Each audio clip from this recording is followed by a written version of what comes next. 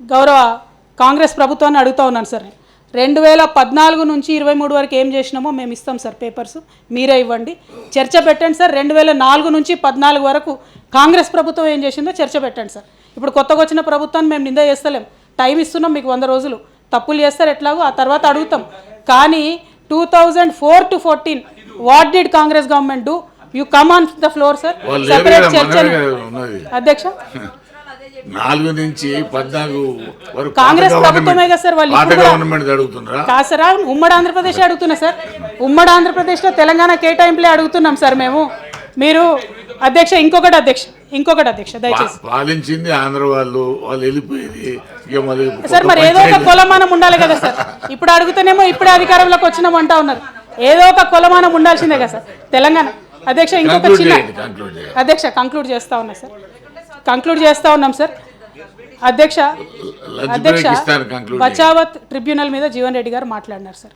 Jeevan Reddy sir అక్కడ కాంగ్రెస్ ప్రభుత్వమే, ఇక్కడ కాంగ్రెస్ ప్రభుత్వమే. బచావత్ ట్రిబ్యునల్ 20 ఏళ్ళు, బ్రిజేష్ కుమార్ ట్రిబ్యునల్ 20 ఏళ్ళు కేటాయింపులు చేయని పాపం ఎవరిది సార్? మీరే కదా. దాన్ని తీసుకొచ్చి మా మెడకు చూడితే ఎట్లా సార్? కేఆర్ఎంబికి మొత్తం ప్రాజెక్టులు అప్పచెప్పి అడ్డగోలుగా వీళ్ళు దొరికిపోయినారు కాబట్టి దాన్ని ఇచ్చేయడానికే మీరు మాట్లాడుతూ ఉన్నారు సార్. సార్ జీవన్ రెడ్డి గారు మాట్లాడినటువంటి అంశంలో ఇంకొక దానికి నేను తీవ్రంగా అభ్యంతరం చెప్తా ఉన్నాను సార్.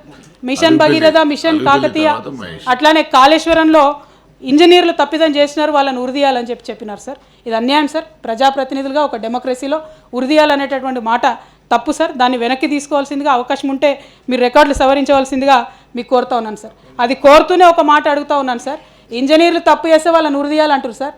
30-40 ఏళ్ళు ప్రాజెక్టులు కట్టిన కాంగ్రెస్ పార్టీని మరి అట్లంటే ఎన్నిసార్లు ఉరిదీయాలి సార్? అది అవసరం డెఫినెట్గా సార్. డెఫినెట్గా కాంగ్రెస్ పార్టీని అంటాం కదా సార్. అదేవిధంగా సార్ కేసీఆర్ గారిని కరెంటు గురించి మాట్లాడుతూ అనేక మాటలు అన్నారు సార్ జీవన్ రెడ్డి గారిని. నేనేమంటున్నా సార్ అంటే చరిత్ర అక్కర్లేదు సార్. నిజంగానే ఈ గవర్నమెంట్కి చిత్తశుద్ధి ఉంటే కేసీఆర్ గారిని తిట్టడం మానేసి ఒక్క నిమిషం కరెంట్ పోకుండా కరెంట్ ఇవ్వండి సార్, ఒప్పుకుంటాం.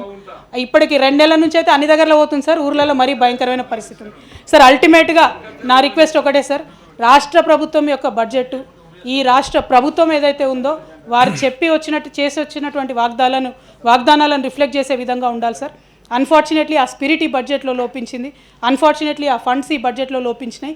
మరి దాన్ని సవరించుకొని ఇక ముందన్న ప్రజల యొక్క మద్దతు చేకూరేటట్టుగా చేయాలని కోరుతూ, మరి చివరిగా సార్ ఇవాళ రాష్ట్ర ప్రభుత్వం ప్రవేశపెట్టినటువంటి బడ్జెట్ 2,75,000 కోట్ల పైచిలుకుతో ప్రవేశపెట్టినారు సార్. అదే తెలంగాణ రాష్ట్రం వచ్చినప్పుడు 1,00,000 కోట్లు కూడా లేదు సార్ బడ్జెట్. ఇవాళ మీరు 2,75,000 కోట్లతోని బడ్జెట్ పెట్టిరంటే అది కేవలం కేసీఆర్ గారి దీక్ష దక్షతతోని, బీఆర్ఎస్ పార్టీ యొక్క పాలసీలతోనే వచ్చిందని చెప్పి స్పష్టంగా తెలియజేస్తూ ఈ అవకాశం ఇచ్చినటువంటి మీకు ధన్యవాదాలు సార్. Thank you.